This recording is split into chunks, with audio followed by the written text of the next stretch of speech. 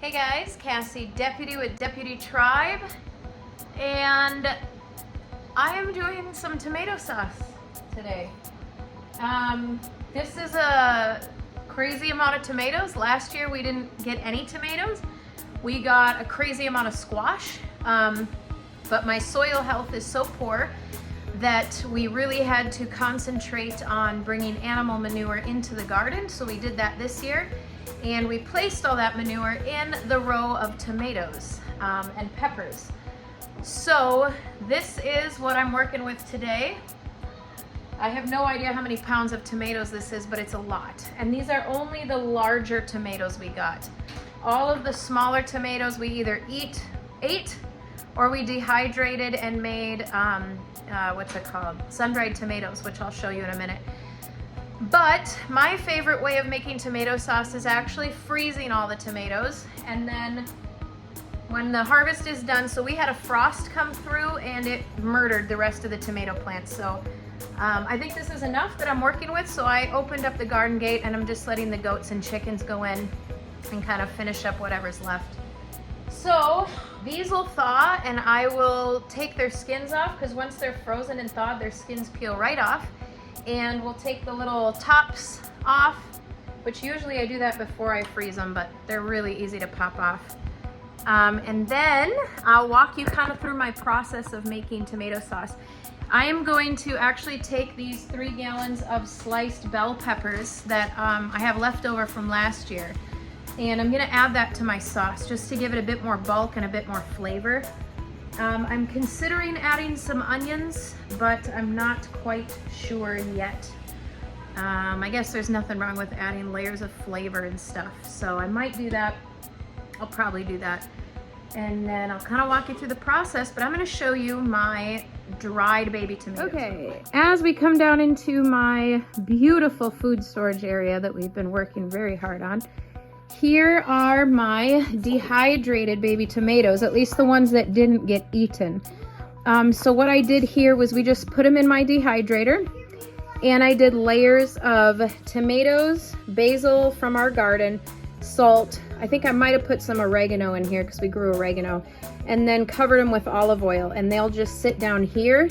They're great for throwing in pastas. They're great for even just taking the oil and sauteing your chicken in it because of how much flavor it has. And then I didn't finish filling these because I just didn't. I might come back and fill these up with oil and throw some herbs in there.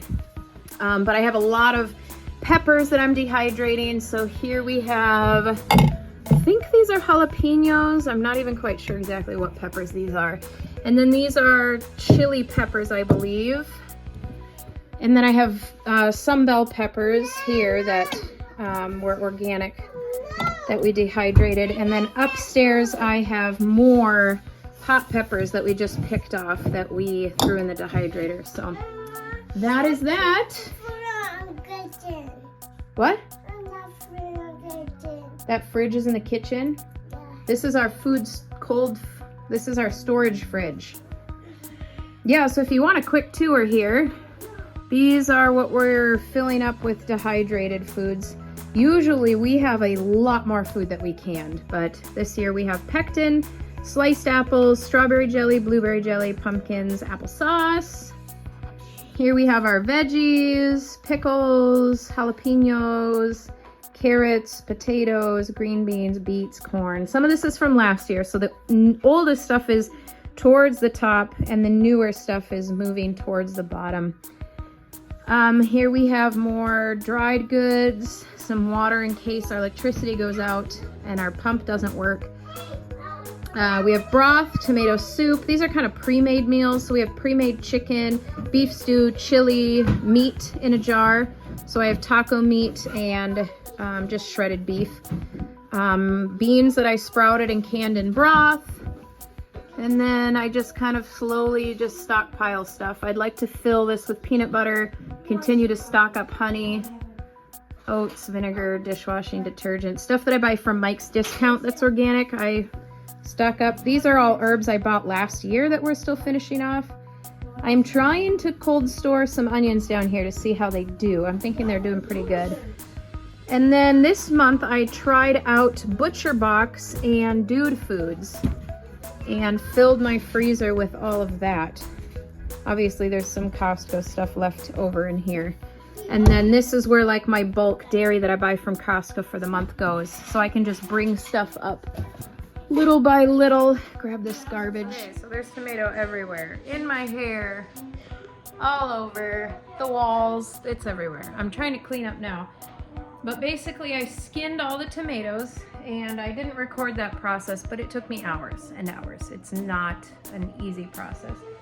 Got them all skinned, got all the skins out in the compost, got all the tomatoes in here. I put onions and bell peppers. I have been pouring the water off, so I've poured entire like sinkfuls of water out of this. So as it kind of cooks down and water's released, keep pouring the water off, pouring the water off, pouring the water off. It'll make your cook time much less, and then you have a less chance of burning your stuff. So basically this pot's really heavy, so I was gonna start maybe ladling some of the water off, and then I'll show you what to do. Okay, so basically I immersion blendered this, and I'm running it through a strainer to remove the seeds and any other little bits of skin that I missed.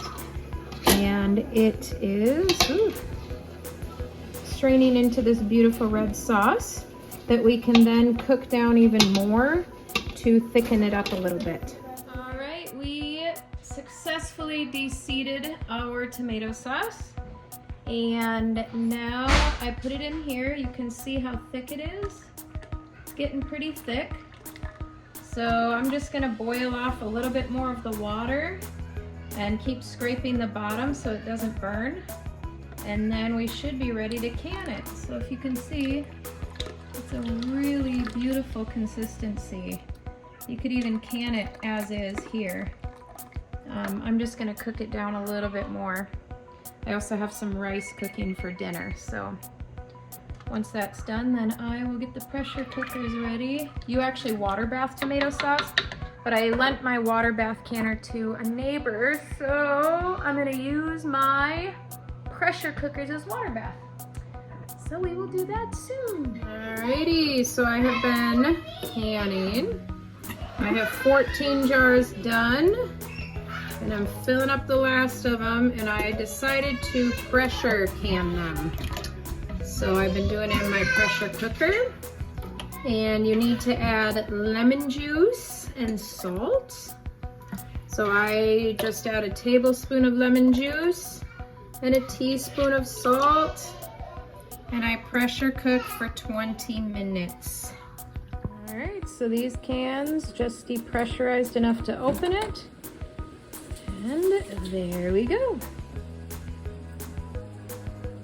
So I ended up getting 14 and 6, which is 20 jars. So that won't last us very long, but it will help.